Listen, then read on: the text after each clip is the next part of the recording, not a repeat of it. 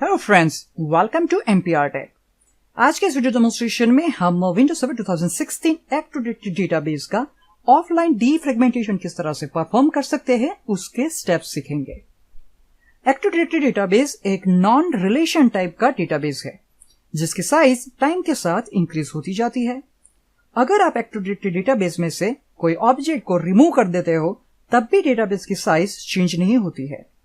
अगर आप कोई नया ऑब्जेक्ट एक्टिव डायरेक्टरी डेटाबेस में क्रिएट करते हो तब डेटाबेस फ्री स्पेस या जिसे हम व्हाइट स्पेस कहते हैं उसका यूज करता है। दूसरे सभी डेटाबेस की तरह एक्टिव डायरेक्टरी डेटाबेस को भी आपको पीरियोडिकली डीफ्रेगमेंट करना पड़ता है। सो इसके लिए विंडोज सर्वर 2016 एक्टिव डायरेक्टरी में दो टाइप के डीफ्रेगमेंटेशन ऑप्शंस अवेलेबल होते हैं।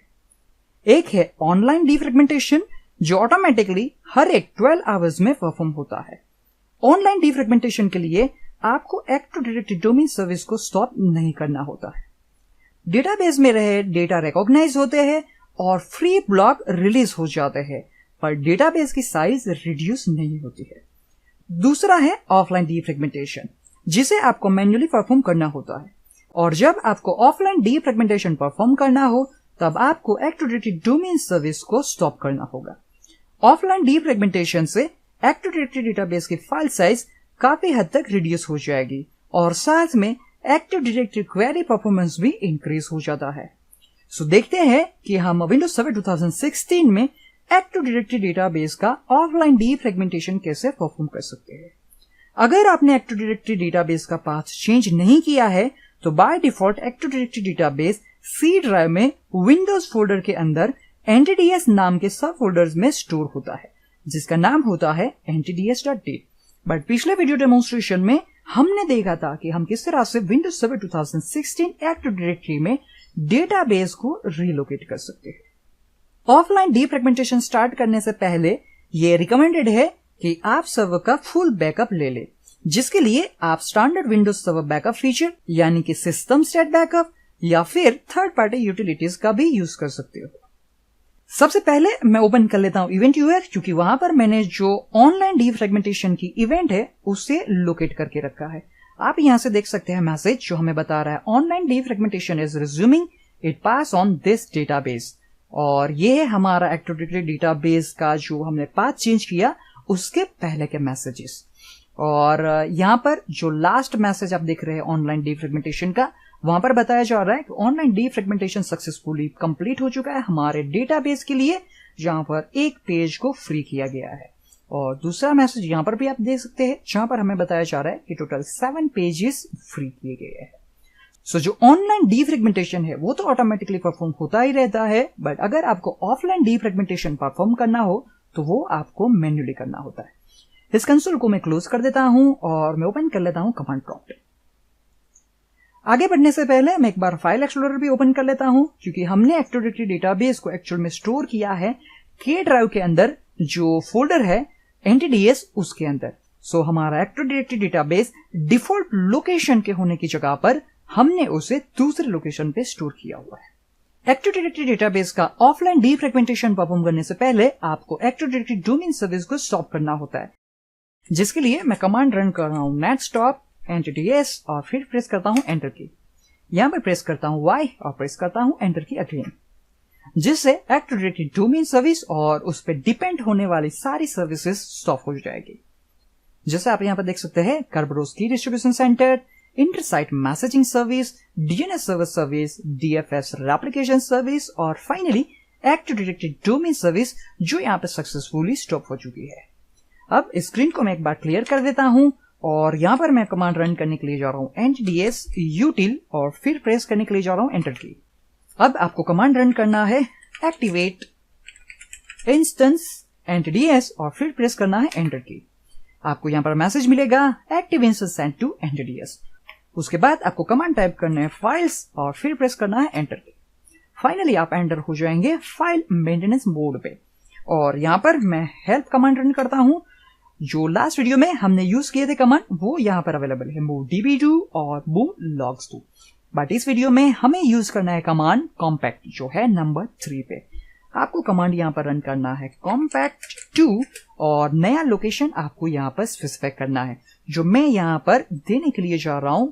वापस फाइल एक्सप्लोरर ओपन कर लेता हूं और यहाँ पर सी ड्राइव के ऊपर एक टेम्पररी फोल्डर क्रिएट कर लेता हूं जिसे मैं नाम दे देता हूं टेम्प। ओके, और जो ऑफलाइन डीफ्रेगमेंटेशन परफॉर्म होने के बाद हमारे डेटाबेस को हम इस लोकेशन पे स्टोर करना चाहते हैं। वापस मैं आ जाता हूं कमांड प्रॉम्प्ट पे और यहां पर कमांड में टाइप कर देता हूं C:temp और फिर प्रेस करता हूं एंटर की। ओके, जैसे आप यहां पर देख रहे हैं जो सोर्स डेटाबेस है वो के ड्राइव पर एंटिटीएस के अंदर एंटिटीएस.dit और जिसका ऑफलाइन डीफ्रेगमेंटेशन परफॉर्म हुआ है और एक्चुअल में वो स्टोर हुआ है सी ड्राइव के अंदर टेम्प नाम के फोल्डर के अंदर entities.dit नाम से। अब यहां पर आपको मैसेज मिल रहा है कि आप इमीडिएटली इसका एक फुल बैकअप ले लीजिए। अगर आपके पास डीफ्रेगमेंटेशन से पहले का बैकअप है और अगर आप उसे रिस्टोर करते हो तो जो चेंजेस हुए हैं वो वापस रोल बैक हो जाएंगे। अब आपको यहां पर मैसेज मिल रहा है कि अगर जो ऑफलाइन डीफ्रेगमेंटेशन है वो सक्सेसफुली कंप्लीट हो चुका है तो आपको अब 2 टास्क परफॉर्म करने हैं। सबसे पहले आपका जो डेटाबेस है जिसे आपने टेम्पररी स्टोर किया सी ड्राइव पे उसे कॉपी करके आपको स्टोर कर देना है ओरिजिनल लोकेशन पे। मैं वापस एक और कमांड प्रॉम्प्ट ओपन कर लेता हूं और इस कमांड को ही मैं यहां से कॉपी पेस्ट कर लेता हूं। आप चाहे तो आप मैन्युअली भी ये टास्क परफॉर्म कर सकते हैं, बट उसके लिए मैं कमांड प्रॉम्प्ट यूज कर रहा हूं। ओके, प्रेस करते हैं एंटर की। आपको यहां पर मैसेज मिल रहा है कि क्या आप पुराने डेटाबेस को ओवरराइट करना चाहते हो। हम यहां पर प्रेस कर देते हैं यस और मैं प्रेस करता हूं एंटर की। ओके, फाइल सक्सेसफुली कॉपी हो चुकी है। अब हमारा पुराना डेटाबेस रिमूव हो चुका है जिसकी जगह पर हमने ऑफलाइन डीफ्रेगमेंटेशन के बाद का जो हमारा डेटाबेस है उसे वहां पर स्टोर कर दिया। दूसरा जो आपको टास्क परफॉर्म करना है वो है कि आपको जो लॉग फाइल्स है उसे डिलीट कर देनी है। उसके लिए मैं वापस ये कमांड यहां पर प्रेस कर देता हूं और फिर प्रेस करता हूं एंटर की। ओके, जो सारी लॉग फाइल्स है वो भी अब डिलीट हो चुकी है क्योंकि जितने भी रिकॉर्ड्स क्रिएट, मॉडिफाई या डिलीट हुए हैं उसकी सारी इंफॉर्मेशन स्टोर होती है एक्टिव डायरेक्टरी के जो लॉग्स है उसके अंदर, और हम नहीं चाहते कि वो वापस सिंक्रोनाइज होके वो ऑब्जेक्ट वापस एक्टिव डायरेक्टरी में क्रिएट हो, वापस मॉडिफाई हो और वहां से रिमूव हो। अब मैं वापस आ जाता हूं एनटीडीएस यूटिलिटी कमांड प्रॉम्प्ट पे और यहां पर मैंने गलती से प्रेस कर दिया Ctrl+C। कोई बात नहीं, हम वापस कमांड रन कर लेते हैं एनटीडीएस यूटिल। मैं यहां पर कमांड टाइप कर देता हूं एक्टिवेट इंस्टेंस एनटीडीएस और फाइल्स। ओके, CLS कमांड यहां पर अवेलेबल नहीं है इसलिए मैं स्क्रीन को क्लियर नहीं कर पा रहा हूं। ओके, मैं यहां पर कमांड रन कर रहा हूं हेल्प, क्योंकि जब आप एक्टिव डायरेक्टरी डेटाबेस का ऑफलाइन डीफ्रेगमेंटेशन परफॉर्म करते हो उसके बाद आपको एक बार उस डेटाबेस की इंटीग्रिटी चेक करनी है। उसके लिए आपको यहां पर कमांड मिल जाएगा इंटीग्रिटी। सो हम कमांड रन कर रहे हैं इंटीग्रिटी और फिर मैं प्रेस कर रहा हूं एंटर की। Okay, currently active directory database की इंटीग्रिटी चेक हो रही है और हमें यहां पर मैसेज मिल रहा है कि जो इंटीग्रिटी चेक है वो सक्सेसफुली परफॉर्म हो चुका है, वहां पर कोई प्रॉब्लम नहीं है। और साथ में हमें एक और मैसेज मिल रहा है कि ये हाईली रिकमेंडेड है कि आप सिमेंटिक डेटाबेस एनालिसिस भी परफॉर्म कर ले, जिससे यह कंफर्म हो जाए कि सिमेंटिक डेटाबेस की जो कंसिस्टेंसी है वो भी प्रॉपर है। उसके लिए आपको एक बार यहां पर टाइप करना होगा क्विट।